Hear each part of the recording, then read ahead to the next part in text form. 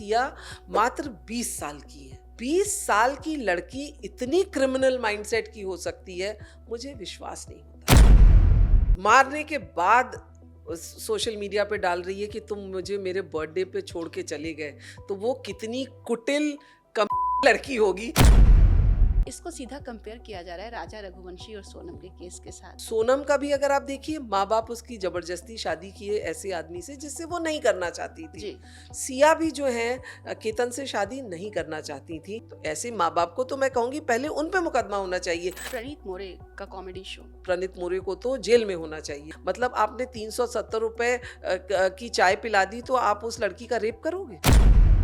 Shem on Praneet मोरे। तो lady doctor का कहना था कि हम साइज चेक करते हैं। उसको तो उसका मेडिकल लाइसेंस कैंसिल किया जाना चाहिए। आप जो है किसी डेड बॉडी का मजाक उड़ा रही हैं। आपको डॉक्टर बनने का कोई अधिकार नहीं है। आप गिरवाला जी को सपोर्ट कर रही हैं। आज भी डंके की चोट पे कह रही हूँ कि ये सुसाइड है, ये मर्डर नहीं है। और दूसरी बात, गिरिबाला का इसमें कोई ऐसा रोल नहीं है कि आप गिरिबाला को इतने दिन जेल में रख रहे हैं। ये एक मीडिया ट्रायल है। सच्चाई इनको दिखाएंगे तो इनका टीवी ही नहीं चलेगा। जब तक आप एक आत्महत्या को मर्डर नहीं दिखाएंगे। Sushant Singh Rajput, it was a suicide. आज तक सीबीआई ने नहीं बोला कि सुशांत सिंह राजपूत का मर्डर हुआ। आरुषि का केस भी सब कुछ हो गया, लेकिन कोई यकीन नहीं करता है। आज भी लोगों को बहुत सारे डाउट्स होते हैं। बिल्कुल, बॉलीवुड ने एक पिक्चर भी बना दी और उन्होंने अपना नैरेटिव दिखा दिया, क्योंकि Aarushi was a very burning topic. Lucknow में अलीगंज में आग लग गई और 14-15 बच्चे जो वहाँ कोचिंग कर रहे थे वो मर गए। करप्शन की वजह से वहाँ पे एक कोचिंग सेंटर बना दिया, एक गेमिंग सेंटर बना दिया और जो है आपने 3 मंजिल बिल्डिंग बना दी। मैं आज भी कहती हूँ कि जो भ्रष्टाचार है ये डायरेक्ट लोगों को मार रहा है। सारे एक्टर्स हैं, अमिताभ बच्चन, रणवीर सिंह, दीपिका, सलमान खान, सबने अप्लाई कर रहे हैं पर्सनालिटी राइट्स को लेकर के। I don't believe in personality rights. Who is Salman Khan? Who is Salman Khan? A murderer? हमारे स्टूडियो में आ चुके हैं आभा जी और हमने इनसे कुछ दिन पहले बात करी थी त्विषा शर्मा के केस के बारे में, जहां पर इन्होंने अपनी एक अलग राय दी थी और काफ़ी थोड़ी सी ट्रोलिंग भी हुई थी। लोगों ने सपोर्ट भी किया था, लेकिन ट्रोल भी कर रहे थे कि कहीं आभा जी गिरिबाला सिंह को सपोर्ट तो नहीं कर रही हैं। वेल, हम एक बार फिर से उनका स्वागत करते हैं अपने स्टूडियो में। Welcome to our studio Abha ji. Thank you so much कि आपने हमें टाइम दिया। और सबसे पहले हम त्विषा शर्मा केस से ही शुरू करते हैं। और उसमें क्या था कि आपने बहुत अच्छी बात रखी थी कि पेरेंट्स को क्यों ना दोषी माना जाए, क्योंकि त्विषा ने बार बार अपने पेरेंट्स को बताया था। अब आपका इंटरव्यू देखने के बाद लोग दो तरह की बातें कर रहे हैं। एक तो जमकर आपकी तारीफ हो रही है कि आपने ये बात की है, और दूसरा लोग थोड़े से नाराज भी हैं कि आप गिरवाला जी को सपोर्ट कर रही हैं। आपका क्या कहना है? देखिए, मैं एक लॉयर हूँ। मैं देश के कानून को अपहोल्ड करती हूँ। मेरी ड्यूटी बनती है, धर्म बनता है। साथ ही साथ मैं एक जेंडर जस्टिस क्रूसेडर हूँ। मैं महिलाओं के अधिकारों के लिए आवाज़ उठाती हूँ। तो ये कहना कि मैं गिरिबाला की साइड ले रही हूँ, नहीं, बिल्कुल नहीं। मैं सच्चाई की साथ दे रही हूँ। और इसमें जैसे मुझे याद है, मैंने जब आपने पूछा था तो मैंने कहा था ये दहेज का मामला नहीं है, क्योंकि डेटिंग ऐप से शादी हुई है। दोनों लड़का लड़की खुद एक दूसरे से बात किए हैं। माँ का उसमें कोई रोल नहीं था। तो और जो उनकी गिरिबाला के जो बेल के अगेंस्ट जो केस पुटअप किया गया था, सीबीआई ने किया, पुलिस ने किया, उसमें कहीं भी कुछ नहीं लिखा है कि क्या सामान मांगा गया, क्या कैश दिया गया। जो भी चेक दिए गए हैं बाद में वो त्विषा के अकाउंट में दिए गए, तो उसको हम दहेज नहीं कह सकते। वो अपनी बेटी को आपने खुशी खुशी दिया। दूसरी बात ये हो जाती है कि क्रुएल्टी के तथ्य आप सामने लाइए। अगर उसको कभी मारा गया तो क्या उसने मेडिकल कराया? क्या कोई पड़ोसी आए उसको बचाने? अगर जब क्रुएल्टी हो रही थी तो उसकी एविडेंस और गवाही लगेगी, जो अभी तक कोई न पुलिस सामने ला के दे पाई है और सीबीआई ने तो अभी तक मुंह ही नहीं खोला है। और तीसरी बात कि वो साफ सुसाइड दिख रहा है, सीसीटीवी कैमरे में दिख रहा है कि त्विषा खुद ऊपर चल के जा रही हैं और बाद में न सिर्फ उनके पति उनको नीचे लेके आ रहे हैं, बट पड़ोस से भी लोग आके मदद कर रहे हैं। तो मेरा कहना है कि उन लोगों के स्टेटमेंट्स कहाँ हैं जिन्होंने आके उनको ऊपर से उतारा और लेके आए? वहाँ पे सिर्फ गिरिबाला और सार्थक नहीं थे, और भी लोग थे। उसके आगे एक इम्पॉर्टेंट बात आती है डिप्रेशन की। अगर त्विषा डिप्रेशन की शिकार थी तो उनका जो काउंसलिंग, जो चीज़ गिरिबाला ने मीडिया के सामने कहने की कोशिश की, तो वो जो मेडिकल रिपोर्ट्स हैं वो गवाही देंगी, सच्चाई वो दिखाएंगी कि क्या त्विषा बाइपोलर थी या त्विषा डिप्रेशन में थी और उन्होंने सुसाइड अपने मन से किया। बट चूंकि ये मामला भी कोर्ट में चल रहा है और जब ट्रायल पे आएगा उस वक्त काउंसलर को, डॉक्टर्स को अपनी रिपोर्ट लानी पड़ेगी। कोई भी जज कोई फैसला नहीं देगा जब तक वो एविडेंस नहीं देखेगा। तो इसलिए मैं उन तथ्यों को देख के, फैक्ट्स देख के आज भी डंके की चोट पे कह रही हूँ कि ये सुसाइड है, ये मर्डर नहीं है। और दूसरी बात, गिरिबाला का इसमें कोई ऐसा रोल नहीं है कि आप गिरिबाला को इतने दिन जेल में रख रहे हैं। ये एक मीडिया ट्रायल है, मीडिया के ट्रायल की वजह से उनकी बेल कैंसिल की गई। उनका कोई पुराना ट्रैक रिकॉर्ड नहीं है। लोग कहते हैं वो कैसे जज बन गई। अरे तुम भी एग्जाम दो ना, पास करो एग्जाम, बन के दिखाओ काबिलियत है। वो अपनी काबिलियत से जज बनी, उनको किसी ने प्लेटर पे नहीं दिया।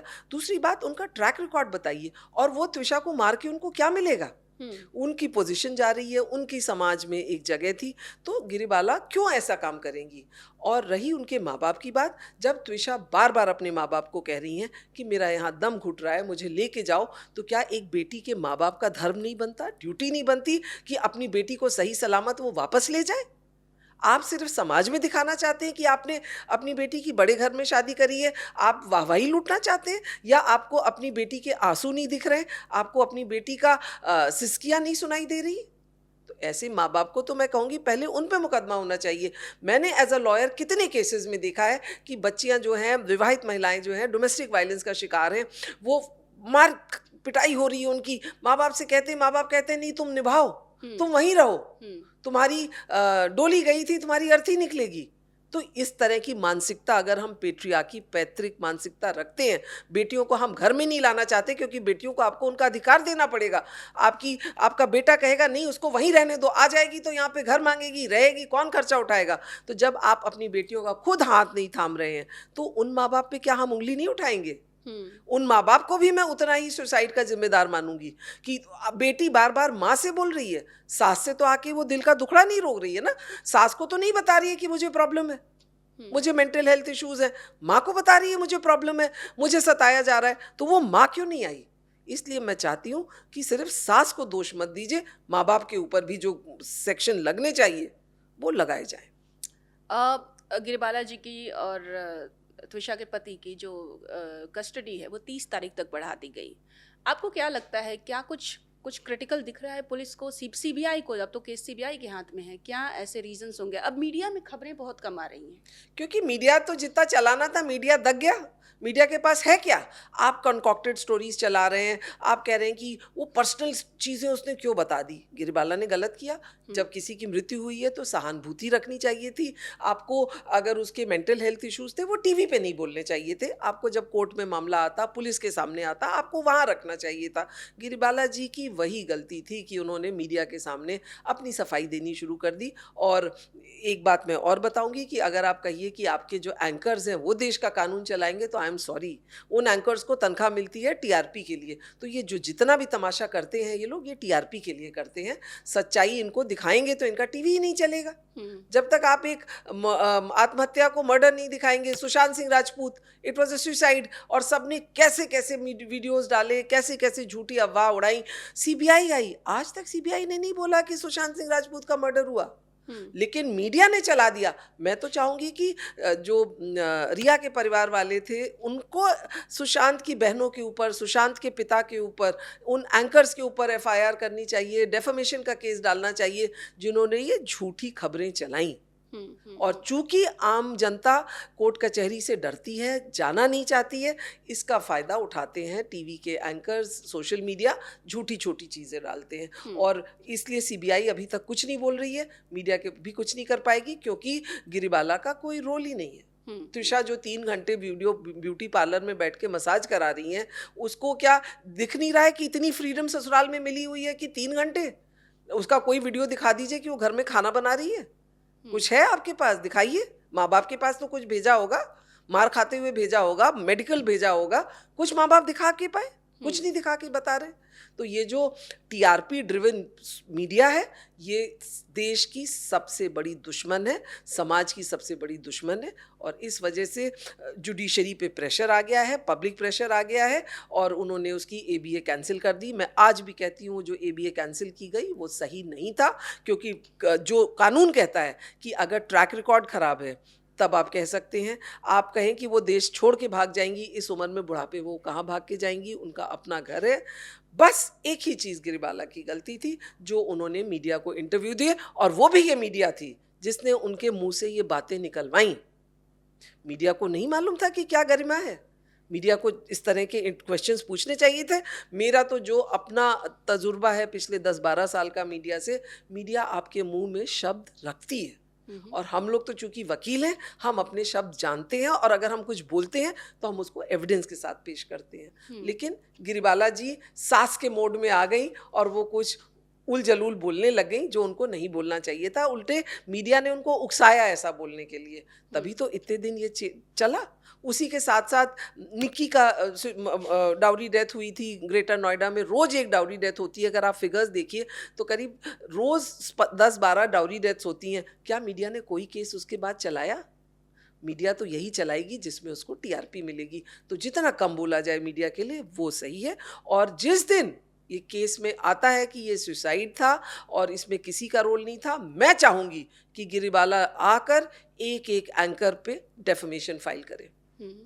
30 तारीख को आपको लगता है क्या होगा जब वापस सुनवाई होगी? तो कोई चांसेस हैं गिरिबाला को या उनके बेटे को बेल मिलने के? बिल्कुल नहीं चांस है। मैंने एक केस हैंडल किया दिल्ली में, जी। और उसमें जो लड़की थी उसका एक्सीडेंटल डेथ थी, लेकिन उसमें भी ये मर्डर और ये सब मीडिया ने टीआरपी जो चलाई, उसमें जंतर मंतर पे तो कैंडल मार्च भी हुई। और वो जो बुजुर्ग माँ बाप थे, जो सास ससुर थे, वो तिहाड़ में 6 से 8 महीने जेल में रहे।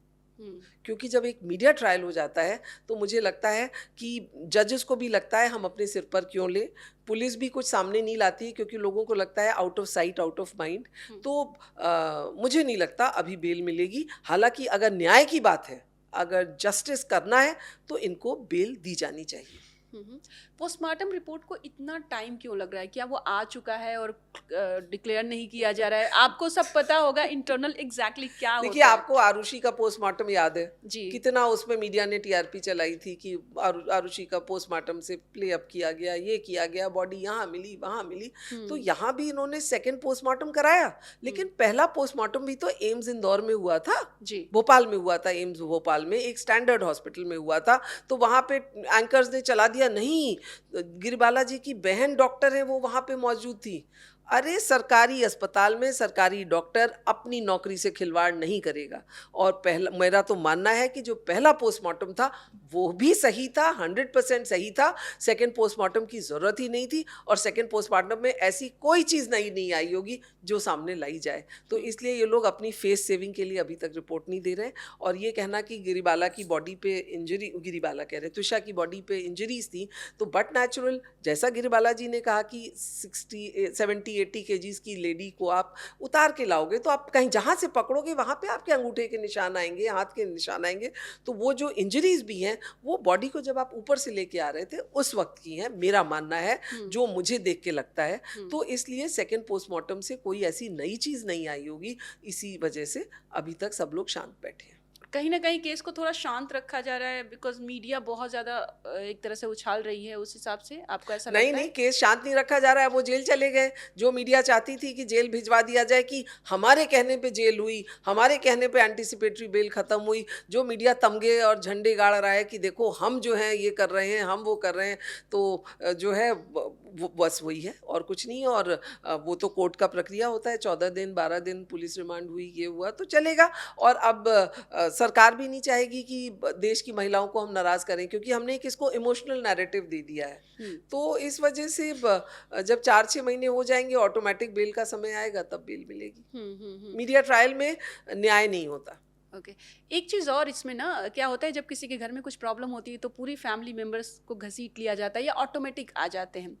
अब जो समर्थ के बड़े भाई का जो डिवोर्स हुआ था उसकी भी चर्चा होने लगी है, और उसमें ये बातें आ रही हैं कि एक ही बार में 25 लाख की एलिमनी दे दी गई और ये हुआ कि आप इस बारे में बात नहीं करेंगे।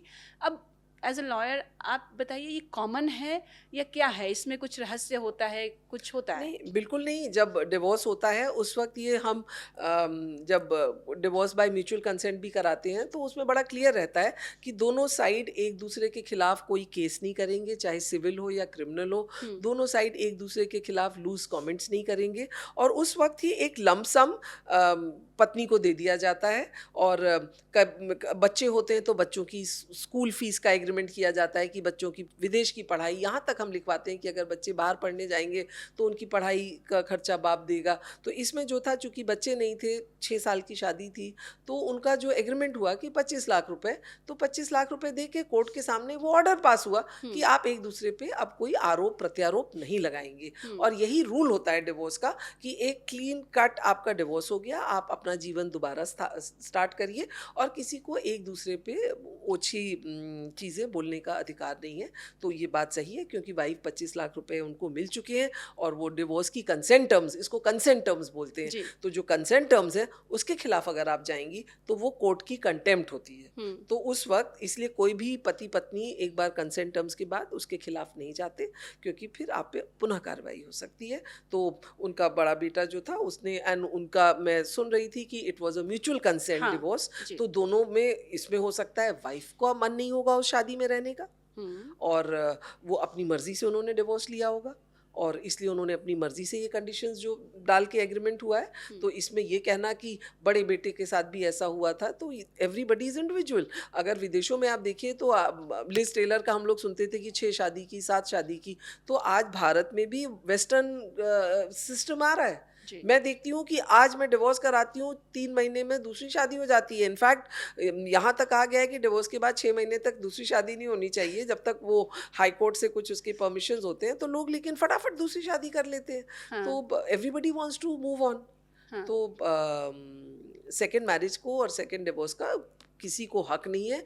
और जब हमारे पास Puttaswamy judgment Supreme Court का आ चुका है, राइट टू प्रिवेसी, तो everybody has a right to privacy. मेरी फैमिली लाइफ, मेरी जो डिसीजंस है उसको मीडिया को चलाने का कोई हक नहीं है। यहीं पे अगर उनका ब्रदर चाहे तो मीडिया पे डेफेमेशन सूट डाल सकता है। ओके।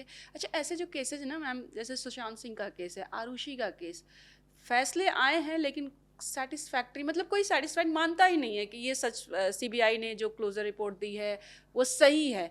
ऐसे केसेस के बारे में आप क्या कहना चाहेंगी? आरुषि का केस भी सब कुछ हो गया लेकिन कोई यकीन नहीं करता है, आज भी लोगों को बहुत सारे डाउट्स होते हैं। बिल्कुल, बॉलीवुड ने एक पिक्चर भी बना दी और उन्होंने अपना नैरेटिव दिखा दिया क्योंकि Aarushi was a very burning topic.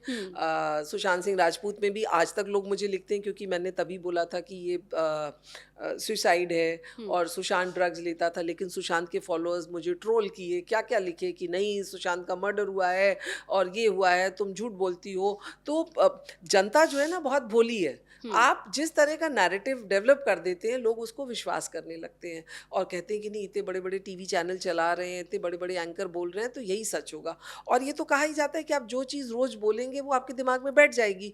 तो वैसे भी आपको फैन फॉलोइंग है बॉलीवुड की, आपको जो है, तो जो मीडिया जो कहते हैं ना, जो दिखता है वो बिकता है, तो जो आप दिखा रहे हैं वही लोग विश्वास कर रहे हैं। और इस वजह से सच्चाई क्या है उसको भी नहीं मानना चाहते। कोई सच्चाई नहीं मानना चाहता कि सुशांत सिंह ड्रग्स लेते थे, सुशांत सिंह ने ओवरडोज किया, उन्होंने सुसाइड किया, बिकॉज उनके फैंस कहते नहीं उसको रिया ने मारा, उसको दुश्मन आके मार के गए। और फिर जब बड़े बड़े पॉलिटिशियंस आ जाएंगे, जब बिहार का इलेक्शन होगा और आप सोचेंगे कि वो बिहार से है तो मैं बिहारियों को खुश करूंगा एक इंक्वायरी सीबीआई की करा के, तो मानी बात है ये राजनीति और मीडिया ये सब जो ट्रुथ है उसको डिस्टॉर्ट कर देते हैं। अब इसमें ना जो आपने ड्रग्स की बात करी, इससे मुझे एक चीज़ और याद आ गया कि त्विषा केस में भी एक एंगल है कि दोनों केमिकल ड्रग्स का कुछ नाम आ रहा है जिसकी वजह से त्विषा को अबॉर्शन कराना पड़ा क्योंकि डॉक्टर ने सलाह दी थी कि बच्चे पर असर पड़ेगा। देखिए, अब वो तो मीडिया बता रहा है, डॉक्टर रिपोर्ट्स तो अभी सामने आई नहीं है। ये जरूर बोला गया है सोशल मीडिया पे, टीवी पे कि उन्होंने अबॉर्ट कराया। तो इस पे चूंकि मैंने कोई पेपर्स नहीं देखे हैं कि क्या सच्चाई है तो मैं ये कुछ बोल नहीं सकती। बट अगर जब ये ट्रायल के वक्त पेपर्स आएंगे, आप मेडिकल रिपोर्ट्स देखेंगे कि which will only be able to tell us कि वो उनका ड्रग्स की वजह से उन्होंने अबॉर्ट कराया या हस्बैंड वाइफ को बच्चा नहीं चाहिए था। तो ये जब तक मैं पेपर्स नहीं देखूंगी, मतलब I will not comment because I have not seen कि सच्चाई क्या और मीडिया क्या चला रही है, उस पर मैं विश्वास नहीं करूंगी। बट ये गिरिबाला ने कहा था कि उसने अबॉर्ट कराया, लेकिन हमको बड़ा दुख है कि हमारे वंश का चिराग होता। तो ये तो सुप्रीम कोर्ट की गाइडलाइंस बड़ी क्लियर है कि a woman has right over her body, it is her decision if she wants to keep the child और she wants to abort the child. तो ये तो मातृत्व का सुख माँ को चाहिए या नहीं चाहिए, इसका अधिकार सिर्फ माँ को है। तो ये त्विषा की अपनी डिसीजन थी जिसको कोई क्वेश्चन नहीं कर सकता। अच्छा, एक ऐसा ही केस और आया है, त्विषा के जैसा नहीं है बट इंडस्ट्री का ही है, संचिता उगाले, और उन्होंने भी सुसाइड कमिट किया मीडिया रिपोर्ट्स के मुताबिक 14 जून को। और वही सुशांत सिंह 14 जून कहीं ना कहीं लोग मैच कर रहे थे कि अरे सुशांत के दिन ऐसा हो गया। अब इसमें ना बहुत है कि वो टीवी इंडस्ट्री से थी और वो डिप्रेशन की शिकार थी, जो उनके दोस्त हमें बता रहे हैं कि वो डिप्रेशन की शिकार थी। मार्च में उन्होंने ऑलरेडी एक सुसाइड नोट लिखा था और उनके दोस्तों के हिसाब से उनकी फैमिली को पता था।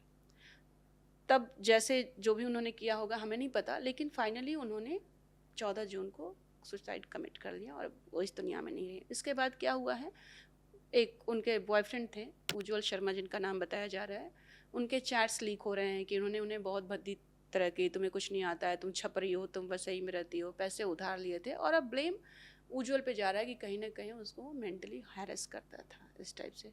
तो ऐसे बहुत सारे केसेस आ रहे हैं और ऐसे में एक तरफा किसी को ब्लेम करना, अगेन फ्रेंड्स जो आके सामने से बात कर रहे हैं, ये लॉ क्या कहता है?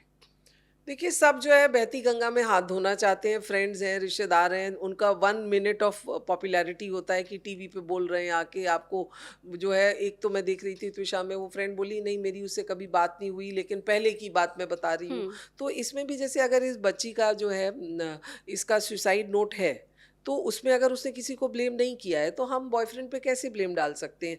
और अबेटमेंट टू सुसाइड का जो कानून है वो बहुत क्लियरली कहता है कि जो आपने सुसाइड किया, तो मैंने अगर मेरे कोई शब्द हैं या मेरा कोई एक्शन है, उसका डायरेक्ट कनेक्ट होना चाहिए कि मैंने बोला कि चलो कूद जाओ तुम और आप कूद गए, वो सुसाइड होगा। मैंने आपको मारा, आप कूद गए, वो सुसाइड होगा। लेकिन मैंने 20 दिन पहले कुछ बोला था कि तुम मोटी हो और उसमें जाके आपने 20 दिन बाद सुसाइड कर लिया, वो अबेटमेंट टू सुसाइड नहीं होगा। वो आपकी मेंटल वीकनेस मानी जाएगी, आपकी अपने मन की भ्रांति मानी जाएगी। अबेटमेंट टू सुसाइड कहता है कि ऐसा मेरा एक्शन होना चाहिए जो डायरेक्ट आपको फोर्स करे कि आप सुसाइड करें। तो इसलिए अबेटमेंट प्रूव करना बहुत आसान नहीं होता। दूसरी बात, सुसाइड नोट है, उसमें अगर बॉयफ्रेंड का नाम नहीं लिखा है, वो उन्होंने मार्च वाले सुसाइड जब वो ट्राई कर रही थी तब एक नोट लिखा लेकिन था। तब भी तो वो लिखती ना कुछ, इतिहास में कुछ तो लिखती। अगर 3 महीने पहले भी वही बॉयफ्रेंड था तो उसके बारे में कुछ तो लिखती कि अच्छा है, बुरा है, क्या है। That is very important. और अगर जो चैट्स लीक हो रहे हैं उसमें एक साइडेड चैट्स लीक होते हैं, लोग एडिट कर देते हैं। मेरे पास कितने कॉन्वर्सेशंस आते हैं जो डिवोर्स के मैं केसेस देखती हूँ, उसमें मैं वाइफ से कहती हूँ तुम आगे का डिलीट क्यों किया है, ये हस्बैंड ने लिखा है, तुमने क्या लिखा है, हस्बैंड ने ऊपर क्या लिखा था। ये लोग व्हाट्सएप चैट्स भी डिलीट करके लाते हैं, ये सिर्फ अपनी साइड चाहते हैं कि दिखाया जाए। बट मैं उससे हमेशा कहती हूँ कि I am an officer of the court. मेरा जो एज एन एडवोकेट मेरी ड्यूटी बनती है कि मैं कोर्ट के सामने सच्चाई रखूँ। तो आप मुझे अगर 1 साइडेड चैट्स दिखा रही हैं, डिलीटेड चैट्स दिखा रही हैं, तो मैं वो एविडेंस बना के कोर्ट के सामने नहीं रखूँगी, क्योंकि वो हो जाएगा कि मैंने गलत चीज़ कोर्ट के सामने रखी। तो ये जो सो कॉल्ड फ्रेंड्स हैं, इनको एक चीज़ मालूम होनी चाहिए कि अगर आप झूठी चीज़ें दिखा रहे हैं, चला रहे हैं, तो आपके ऊपर भी कानूनी कार्रवाई हो सकती है। So that is what it is. और बिना, मेरा मानना है कि पुलिस भी बिना सच्चाई जाने किसी को इस तरह अरेस्ट ना करे, क्योंकि एक लिबर्टी आपकी जो है वो बहुत बड़ा अधिकार है जो देश के संविधान ने दिया हुआ है। और आप किसी की राइट टू लाइफ को चैलेंज करते हैं। मैंने देखा है कितने लोग जो बेगुनाह जेल गए हैं वो बाद में लौट के सारे जीवन डिप्रेस्ड रहे हैं, उनकी लाइफस्टाइल ख़त्म हो गई है। और जैसे ये टीवी स्टार हैं, अगर ये डिप्रेशन का शिकार थी तो इनके मेंटल हेल्थ पेपर्स सामने आने चाहिए। और ये एक सबसे बड़ी बीमारी इस वक्त मेंटल डिप्रेशन हो गई है। मैं देखती हूँ कि 10 में 5 लोग मुझे मेंटली डिप्रेस दिखते हैं। तो I think the time has come for family friends कि अगर आपका फ्रेंड डिप्रेशन में है, आपका रिलेटिव डिप्रेशन में है, तो आप उसकी काउंसलिंग कराइए, आप उसको छोड़िए मत। आपकी ड्यूटी क्या है? आप एक बॉयफ्रेंड पे क्यों छोड़ रहे हैं? अगर वो रात में अपने माँ बाप के घर रह रही है, तो क्या उस माँ की ड्यूटी नहीं है कि वो अपनी बेटी का रात में हाथ थाम के बैठे, बोले बेटा तुम काउंसलर के पास जाओ, हम तुम्हारे लिए हैं।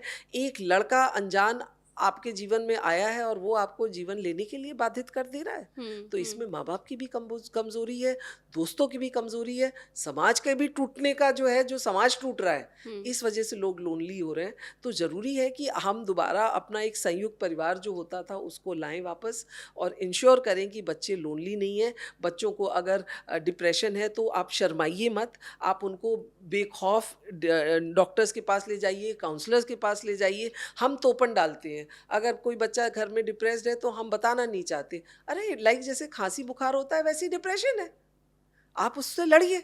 और फिर आप करते नहीं है तो बच्चा और अलग होता जाता है, एंड में वो डिप्रेशन में सुसाइड कर लेता है। So it is the family and friends जो चैट्स लीक कर रहे हैं। मैं उनसे पूछना चाहूंगी, उस वक्त क्या किया जब वो डिप्रेशन में थी? जब वो मार्च में सुसाइड नोट लिख रही थी तब तुमने क्या किया? क्या तुम उसको काउंसलर के पास ले गए? क्या तुमने उसके माँ बाप से बैठ के बात की? I want that. ये मुझे आप बताइए। आपको लगता है कि बॉलीवुड जो एंटरटेनमेंट इंडस्ट्री है उसमें चकाचौंध में आगे बढ़ने की चाह में स्पेशली फैमिली भूल जाती है कि उनको हेल्थ का भी ध्यान रखना है? बहुत सारे ऐसे केसेस हमने इसके पहले भी देखे हैं कि बच्चों को बड़ा करने की बहुत जल्दी रहती है ताकि वो अच्छी फिल्में मिले, अच्छे रोल्स मिले, ब्रांड्स मिले।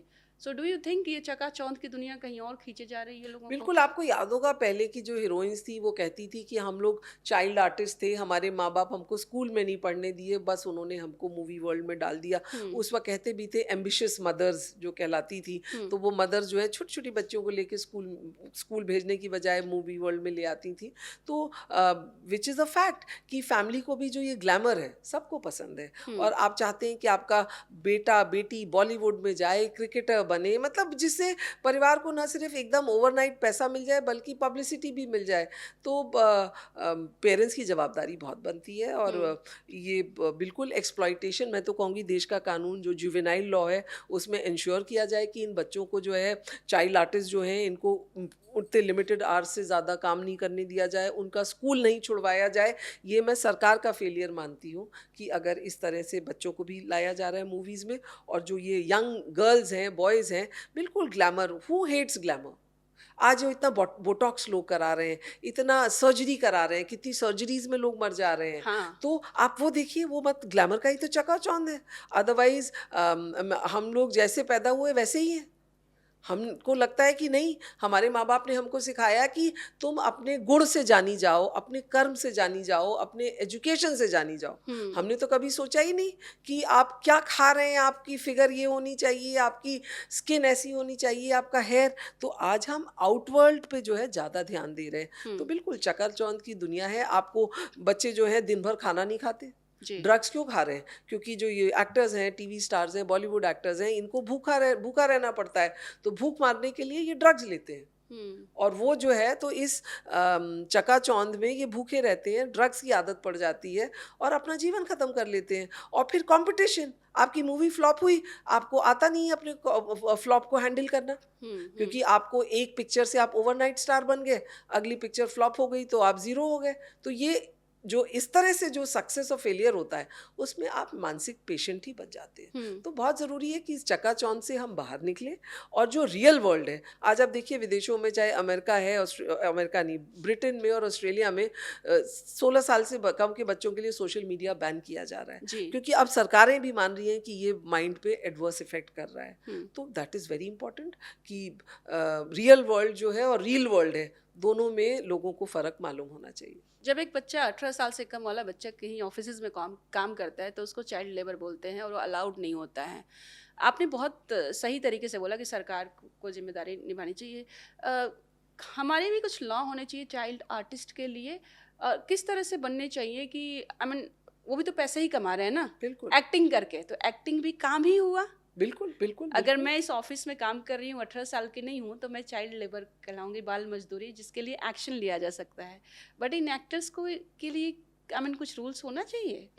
बिल्कुल, देखिए होना चाहिए। और जनरली कहा जाता है, जो रूल्स बने भी हैं कि हैज़ार्डस इंडस्ट्रीज़ में जो जहाँ हुँ, पे बच्चों की जान माल को खतरा है, वहाँ पे they should not be allowed to work.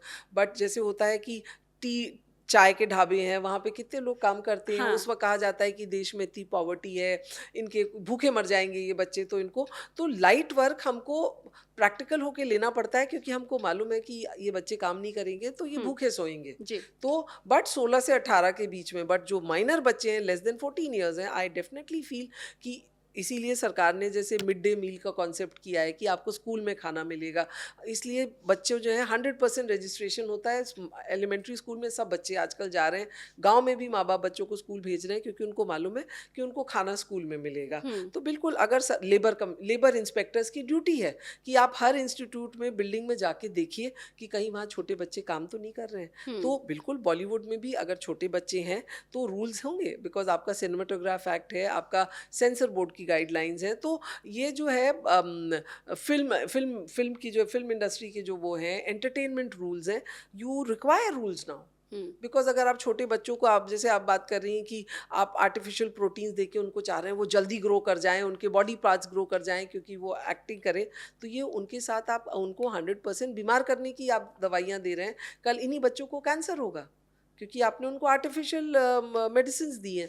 तो बिल्कुल इस पे जो है जो हमारी हेल्थ मिनिस्टर्स हैं, जो हमारे देश के वो है, दे हुँ, हैव टू रीविजिट बहुत सारे कानून। अभी आप देखिए, लखनऊ में अलीगंज में आग लग गई और 14-15 बच्चे जो वहाँ कोचिंग कर रहे थे वो मर गए। आज आप कहते हैं, फायर ऑफिसर कहता है कि वहाँ पे 15 मीटर से नीची बिल्डिंग थी तो इसलिए उसको फायर की एनओसी नहीं चाहिए। बट 15 मीटर से छोटी बिल्डिंग, वो कमर्शियल नहीं, रेजिडेंशियल की बात थी।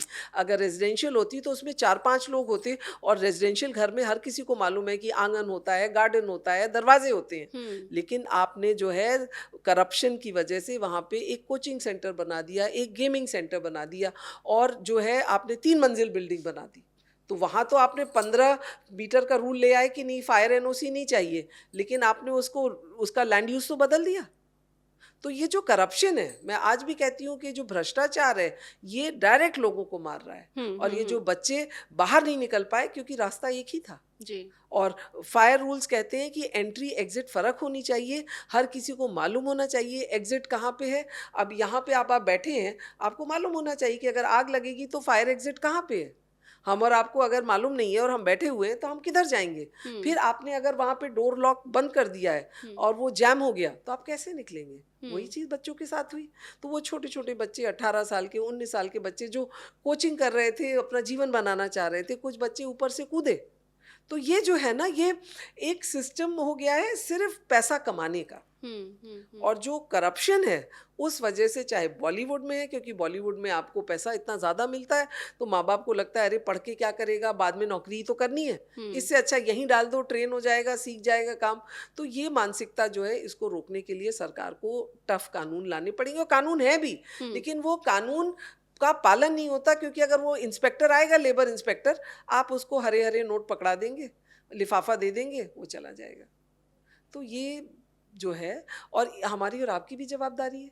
हम बिल्कुल, कंप्लेन नहीं करते, हमको दिख रहा है कि एक बच्चा काम कर रहा है, लेकिन हम कहेंगे यार मेरी नौकरी चली जाएगी, हम क्यों करें। मैं हुँ, लोगों से हमेशा कहती हूँ कि तुम दूसरे के घर में पानी नहीं डालोगे आग में, तो जब तुम्हारे घर में आग लगेगी तो कोई नहीं आएगा। तो हुँ, ये समाज की भी जवाबदारी बनती है कि अगर बॉलीवुड में, इंडस्ट्री में बच्चों का एक्सप्लॉइटेशन हो रहा है, तो आपकी हिम्मत नहीं है, आप बिना करे आप एक इन्फॉर्मेशन तो डाल दीजिए। आप जो है, जो कॉल नंबर्स हैं उन पे डाल तो दीजिए। तो हुँ, एक सिविक रिस्पॉन्सिबिलिटी की ज़रूरत है, क्योंकि हर जगह कानून नहीं पहुंच सकता। हर जगह कानून है भी तो उसका पालन कौन करेगा, जब तक देश की जनता खुद खड़ी नहीं होगी अधिकार के लिए, न्याय के लिए। हमारे यहाँ ऐसा अत्याचार होता रहेगा। हुँ। एक और बहुत ही अजीब-सा केस आया है, एकदम लेटेस्ट है। पुणे का केस है जिसमें शादी होने वाली थी कपल की, सिया और केतन दोनों ही काफ़ी जी अच्छे जी। घर से। 17 करोड़ का पैलेस बुक था। और सारे गेस्ट मतलब सब कुछ हो चुका था और वो लोग ट्रैकिंग पे गए और केतन की गिर के डेथ हो गई और बाद में इन्वेस्टिगेशन में पता चला है कि ये गिर के नहीं बल्कि एक प्लान मर्डर था जो सिया ने अपने बॉयफ्रेंड के साथ किया था। और इसको सीधा कंपेयर किया जा रहा है राजा रघुवंशी और सोनम के केस के साथ। ये बहुत ही लेटेस्ट केस है, आपको पूरी दफ्त पता है इस केस के बारे में, प्लीज़ बताइए क्या चल रहा है इस देश में। बिल्कुल, देखिए राजा रघुवंशी को सोनम ने कहा कि चलो हम लोग हनीमून मनाने जाएंगे, बॉयफ्रेंड को बुलाया और नॉर्थ ईस्ट में वहाँ पे बॉयफ्रेंड से ही उसका मर्डर करवा दिया। ये केस अभी चल ही रहा है और दुख की बात है कि सोनम को बेल दे दी गई, जबकि ऐसे केस में बेल देनी नहीं थी। अब ये जो पूना का केस है ये तो दिल दहलाने वाला केस है, क्योंकि सिया मात्र 20 साल की है। 20 साल की लड़की इतनी क्रिमिनल माइंडसेट की हो सकती है, मुझे विश्वास नहीं होता कि वो इतना बड़ा एग्जीक्यूट कर सकती है। बट इसका रूट कॉज क्या है? सोनम का भी अगर आप देखिए, माँ बाप उसकी जबरदस्ती शादी किए ऐसे आदमी से जिससे वो नहीं करना चाहती थी। सिया भी जो है केतन से शादी नहीं करना चाहती थी, और पेरेंट्स के प्रेशर में, क्योंकि हम लोग समाज में बिलीव करते हैं कि शादी हमारे बराबर में हो, हमसे ऊंचे घर में हो, ज़्यादा पैसे वाले घर में हो। तो माँ बाप का जो एम्बिशन था, सिया के माँ बाप का जो झूठा एम्बिशन था, वो बेचारे केतन की मौत का कारण बना। क्योंकि अगर मैं मानती हूँ कि अगर सिया के माँ बाप उसके खिलाफ उसकी सगाई नहीं करते तो सिया ये कदम नहीं उठाती, और आज सिया ने भी अपना जीवन खत्म कर लिया। आज 20 साल की बच्ची क्रिमिनल्स के साथ जेल में बैठी है, उसके साथ कुछ ऊंच नीच हो जाए तो आप क्या करेंगे? तो आप ये देखिए, एक 20 साल की बच्ची भी बर्बाद हो गई। उससे ज़्यादा दुख है केतन के माँ बाप का कि केतन एक बच्चा जो सपने संजोए था कि वो प्री वेडिंग शूट करने बाली जा रहा था, इसको अच्छे गिफ्ट्स दे रहा था और एक्साइटेड था, विदेश से पढ़ के आया था, उस बच्चे का तो बिल्कुल भी दोष नहीं था। वो तो मैं कहूँगी अपने माँ बाप का दुलारा बच्चा था, जो अपने माँ बाप के कहने पे अरेंज्ड मैरिज कर रहा था। उसको माँ बाप ने जहाँ कहा वहाँ शादी कर रहा था। बट सिया को तो जब अफेयर था तो सिया को नहीं करना था। हिम्मत तो होनी चाहिए थी। लेकिन यहाँ भी फिर मैं सिया के माँ बाप को दोषी मानती हूँ कि उन माँ बाप ने केतन और केतन के माँ बाप के साथ नाइंसाफी करी। आपने जबरदस्ती ये सगाई कराई कि आज केतन इस दुनिया में नहीं है। बट इन दोनों केसेस में जो मीडिया रिपोर्ट्स हैं उसमें यह है कि सोनम ने भी अपने माँ बाप को नहीं बताया था कि वो शादी नहीं करना चाहती है। उसने भी बड़ी राजी खुशी से शादी की और ये नहीं बताया कि उसका किसी और से अफेयर है या उसको शादी नहीं करनी है। सिया के केस में भी जो अब तक रिपोर्ट्स आ रही हैं, सिया ने शादी के लिए मना नहीं किया है। सिया फ़ोटोशूट उसके साथ जो इनफैक्ट मरने के कुछ दिन बाद पे उसने फ़ोटो भी डाली है कि मेरे बर्थडे पे छोड़ के मुझे चले गए काइंड ऑफ। तो शी इज़ नॉट ओपनिंग कि उसको शादी नहीं करनी थी, अपने माँ बाप को भी नहीं बताया। अब जब लड़कियाँ बताएंगी ही नहीं, जब मेरे दिल में कुछ है और मैं बताऊंगी ही नहीं, तो मेरे माँ बाप को पता कैसे चलेगा? आपको लग रहा है जो लड़की मारने के बाद सोशल मीडिया पे डाल रही है कि तुम मुझे मेरे बर्थडे पे छोड़ के चले गए, तो वो कितनी कुटिल लड़की होगी, इससे साफ पता चल रहा है कि मारने के बाद झूठा पोस्ट बना रही है। तो वो मैं बिल्कुल नहीं मानती। आजकल मैं जो केसेस देखती हूँ, मैं देखती हूँ कि लड़कियां भी उतनी ही शातिर हैं जितना हम पहले लड़कों को देखते थे। और अब क्या हुआ है, लड़के तो अपनी गर्लफ्रेंड को लेके एग्जीक्यूट नहीं कर सकते, लड़कियां जो है अपने बॉयफ्रेंड्स को लेके ऐसे अंजाम दे रही हैं, मर्डर करवा रही हैं। तो सोशल मीडिया से चीज़ें बहुत आसान हो गई हैं, आपको पता चल जाता है कैसे करना है। और माँ बाप ना जाने मैं मान नहीं सकती। Rare of the rare case होगा कि माँ बाप को मालूम नहीं है कि उनकी बेटी का किसी से अफेयर चल रहा है। यूजुअली भाई बहन किसी को पता चल जाता है। और आजकल की लड़कियां तो जो हैं they are very adamant, very stubborn. तो ये कहना कि माँ बाप नहीं जानते थे, मुझे थोड़ा मुश्किल लगता है। और बट ये हो सकता है माँ बाप के प्रेशर में ये लड़कियों ने सगाई के लिए अग्री किया, क्योंकि वो कहेंगे हमारी इज्जत की बात है, उसकी है, तो that can be the pressure. और यही चीज़ गलत है आज के ज़माने में। मुझे लगता है कि अब अरेंज मैरिज का ज़माना नहीं है। अगर बच्चे खुद पसंद करें, हालांकि त्विषा में देखिए वो तो सार्थक और त्विषा ने खुद डेटिंग करके डेटिंग ऐप से शादी की थी। तो अब तो मुझे लगता है इस तरह के अगर खूंखार इंसिडेंट्स होंगे तो देश से शादी का एक वो है ना सोशल स्ट्रक्चर, शादी ही ख़त्म हो जाएगी। बहुत लोग शादी करेंगे ही नहीं। मेरे पास कितने लोग आते हैं, कहते नहीं we don't want to marry, अगर हमको कोई मिलेगा ढंग का तो हम लिव इन रिलेशनशिप रखेंगे, नहीं तो वो माँ बाप को भी जेल में भेज देगी, शादी कर लिया, ज़मीन जायदाद भी लेके जाएगी, तो आजकल लड़के भी डरने लग गए हैं शादी से। लड़कों के हम्म। माँ बाप आके कहते हैं कि हम शादी तो कर रहे हैं, कल हम पे अगर डाउरी का झूठा केस कर दिया।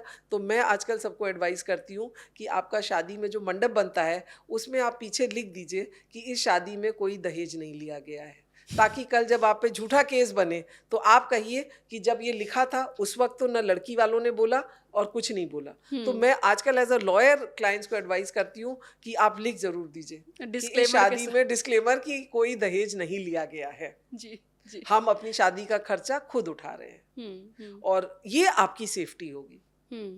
और गहनों की बात आती है, क्योंकि आजकल लड़के बेचारे मार खा रहे हैं, तो मैं लड़कों के माँ बाप की तरफ से कहूँगी, एडवाइस देना चाहूँगी, आपके इससे फ्री एडवाइस दे रही हूँ, नहीं तो वकील हूँ उसका पैसा लेती, कि जी। जो ज्वेलरी शादी के वक्त लड़की को दी जाती है वो उसका स्त्री धन होता है। जी। तो आप स्त्री धन अपने हैसियत से ज़्यादा भी मत दीजिए, उधार लेके मत दीजिए, क्योंकि कल वो जब लेके जाएगी तो आपको बहुत कष्ट होगा। आजकल एक ये मोडिस ऑपरेंडी हो गया है कि अच्छे बड़े घर में शादी करो, सारा उसका लो और बाद में बॉयफ्रेंड के पास चली जाओ। तो इसलिए एक केस मैं हैंडल कर रही थी, मैंने लड़के के माँ बाप से कहा, उनका इकलौता बेटा था, मैंने कहा आपको ठीक है, आपको बहुत ज्वेलरी देनी है, आपको कौन रोक रहा है, आप आर्टिफिशियल दीजिए, वहाँ पे पता कहाँ चलता है ना, आप आर्टिफिशियल दीजिए और वो लेके जाएगी तो आर्टिफिशियल लेके जाएगी, बट आप असली ज्वेलरी मत दीजिए। आज इतना महंगा सोना है, देखिए आप बच्चों को पढ़ाते हैं, मैं भी एक बेटे की माँ हूँ, पढ़ाने में कितना खर्चा होता है। बिल्कुल। तो आप उसके बाद सोशल समाज, और plus now I tell all parents कि आप 2 शादी के हिसाब से बजट बना के रखिए, एक शादी में इतना पैसा मत खर्च करिए। आज के समय में 2 शादियां सबकी होंगी, क्योंकि ये सब डिवोर्स करेंगे। ये नई जनरेशन एकदम रिबेल है, एडजस्टमेंट नहीं करना चाहती 1 मिनट में, और माँ बाप भी कहते हैं हाँ आ जाओ, विच इज़ वेरी रॉन्ग, क्योंकि हम लोग की जनरेशन को सिखाया गया था निभाओ, समझो, चलाने की कोशिश करो, और आज है कि गोली मार दो, मर्डर कर दो, छोड़ दो, पुलिस केस कर दो। ये अगर हम अपने बच्चों को सिखाएंगे, अगर हमने नहीं सिखाया तो टीवी पे देख रहे हैं, ऐसे ऐसे वाहियात सीरियल्स आ रहे हैं जो आपको सिखा रहे हैं कैसे क्राइम करना है। तो द सोशल सेक्शन, जो मैं कहूँगी समाज जो टूट रहा है, मैं दोबारा यही कहूँगी कि ये सब का जो क्राइम जो इतना बढ़ रहा है, ये इसलिए बढ़ रहा है क्योंकि घर में प्रेम नहीं है, घर में किसी के पास किसी के लिए समय नहीं है। आप सुबह 8 बजे निकलते हैं, रात में 10 बजे आते हैं, आपको मालूम नहीं आपका बच्चा कहाँ जा रहा, क्या कर रहा, ड्रग्स ले रहा, नहीं ले रहा, उसको कौन ब्लैकमेल कर रहा है, ये सब चीज़ें जो हैं। तो इसलिए वापस अब माँ बाप को घर में लेके आइए, जॉइंट फैमिली दोबारा शुरू करिए। जब तक जॉइंट फैमिली का सिस्टम था, आपस में जो झगड़े थे वो भी बड़े लोग संभाल देते थे, लेकिन अब सब अलग अलग हो जाके जो परिवार टूट रहे हैं, बिखर रहे हैं, उस वजह से क्राइम और बढ़ रहा है। So that is what I feel कि, और ये जो लड़कियां हैं, इनको 20 साल की लड़की अगर इस तरह का क्राइम कर रही है, तो बच्चा पैदा तो बहुत इनोसेंट होता है ना, तो वो सीखा है 10-12 साल का टीवी पर। और इस तरह का जो वेस्टर्न कॉन्सेप्ट आया है, इस वक्त 12-14 साल में लड़कियों के फिजिकल रिलेशन होने लगते हैं, तो फिर वो लड़की जिसको पहले ही किसी से दिल लगा है, वो कैसे शादी करेगी। तो ये अरेंज मैरिज का जो, अब मुझे लगता है आज के दिन में अरेंज मैरिज भूल जाना चाहिए, अरेंज मैरिज भूल जाइए और शादी भी भूल जाइए। अब जो है वेस्टर्न कॉन्सेप्ट जो है लिव इन रिलेशनशिप का, इसीलिए हमने अभी एक पेपर बनाया है और हम सरकार को, हम लोग कोशिश भी कर रहे हैं देने की, प्रीनप।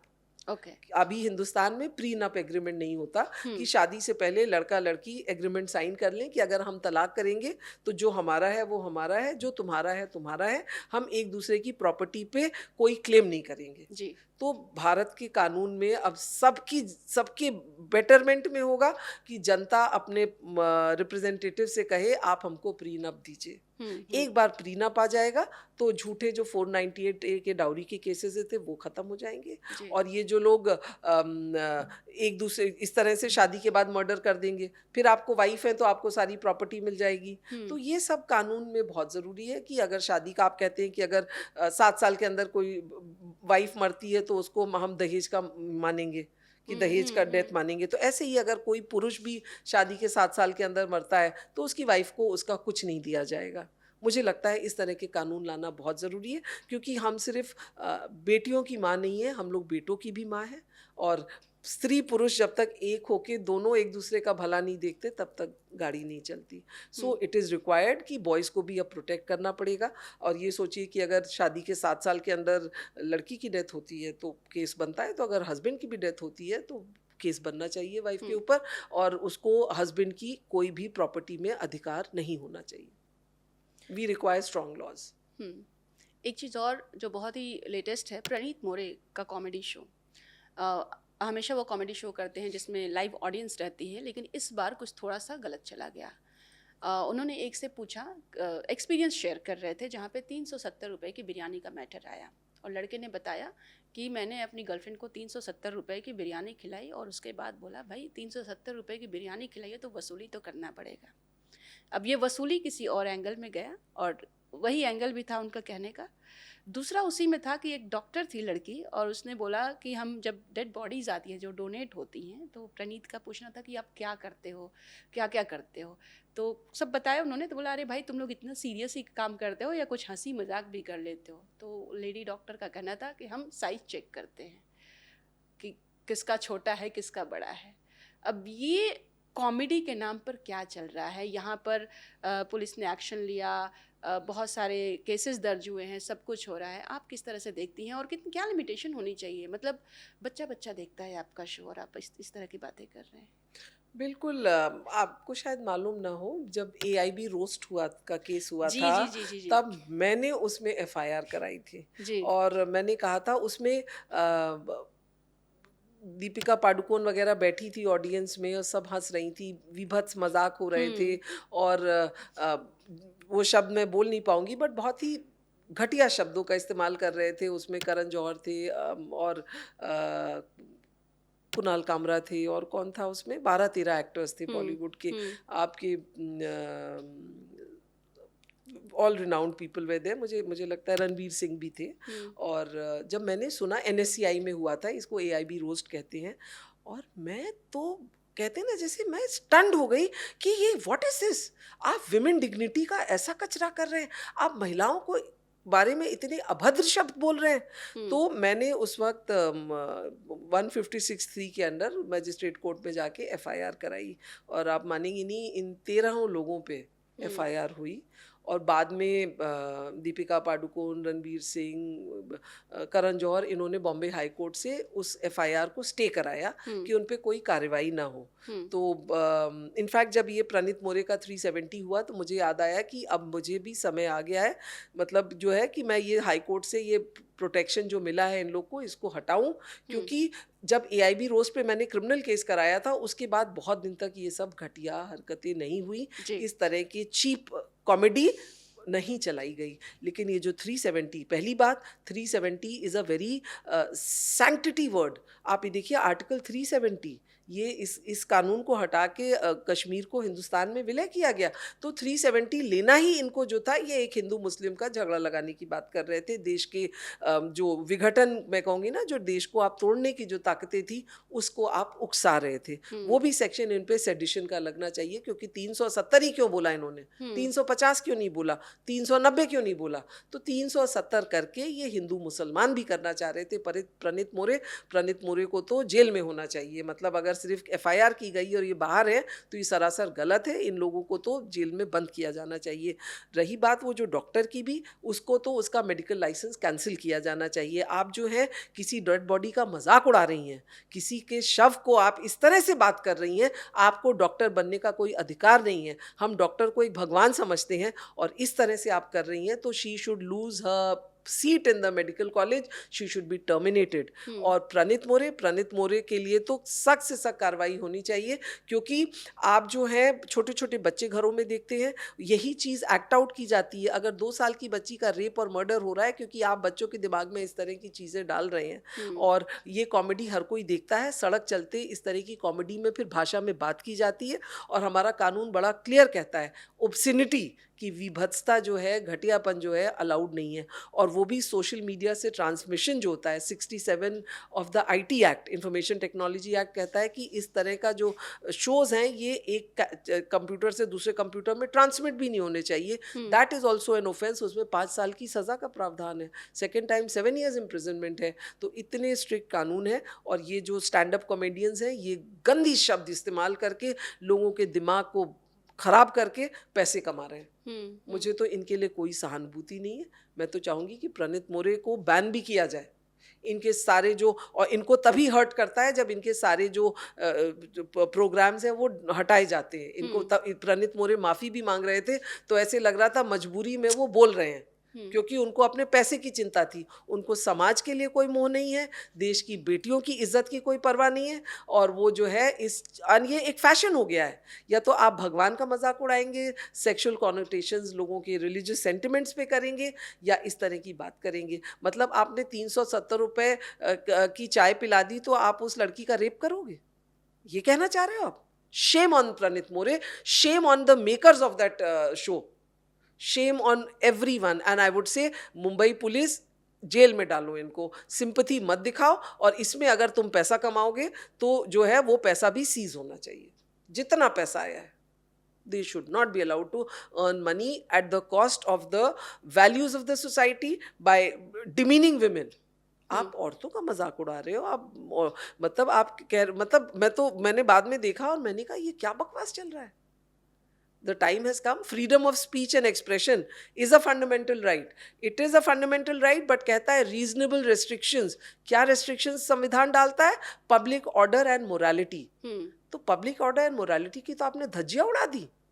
पब्लिक ऑर्डर आपने 370 शब्द यूज करके आपने उसको देश की विघटन और देश तोड़ने की बात आप लोगों को उकसा रहे हैं। और आपने जो है मोरालिटी खत्म कर दी। आपने बोला कि नहीं, मैंने उसको बिरयानी खिलाई तो अब तो मैं उसके साथ कुछ करूंगा। This is what you are trying to tell. आप जो है कि मतलब एक कप कॉफी पिलाएंगे, एक लड़की की इज्जत यही है? एक कप कॉफी और एक प्लेट चावल में एक लड़की की इज्जत है, उसकी अस्मिता है? तो ये मेंटल जो डिग्रेडेशन हुआ है, जो घटिया लोगों के दिमाग हो गए हैं, मुझे लगता है इस पे वर्क करना बहुत ज़रूरी है।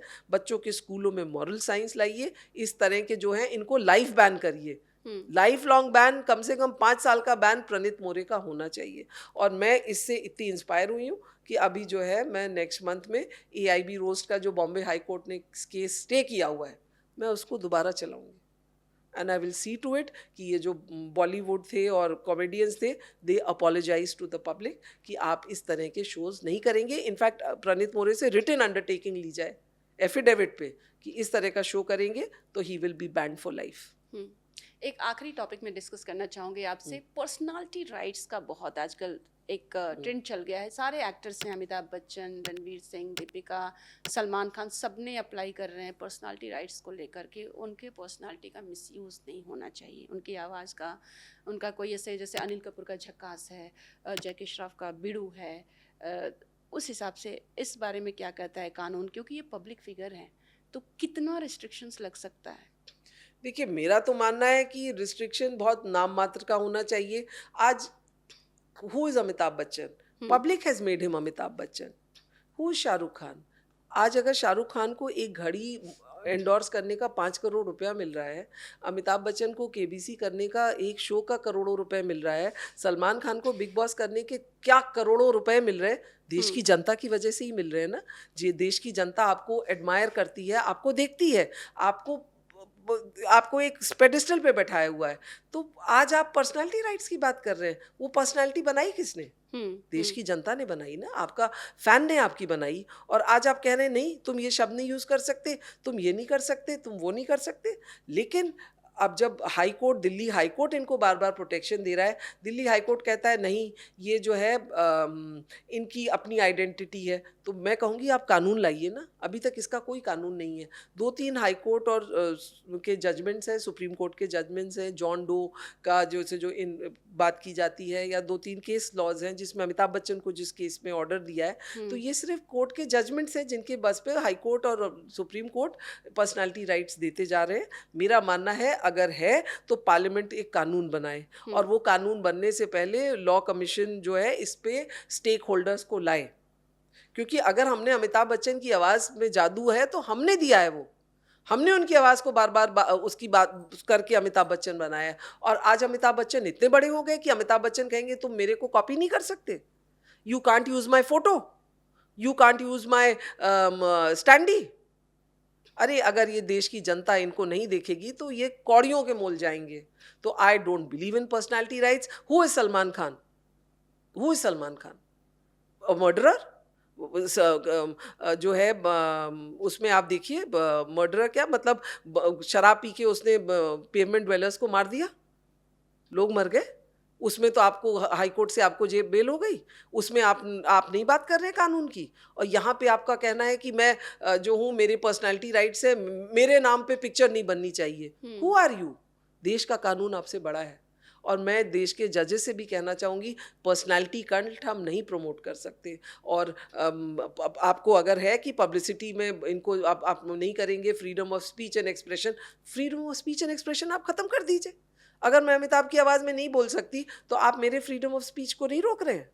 अगर मैं अमिताभ बच्चन की फ़ोटो अपने उसमें डालना चाह रही हूँ, क्यों ना डालूँ? क्योंकि मैंने ही अमिताभ बच्चन को देख के हीरो बनाया है।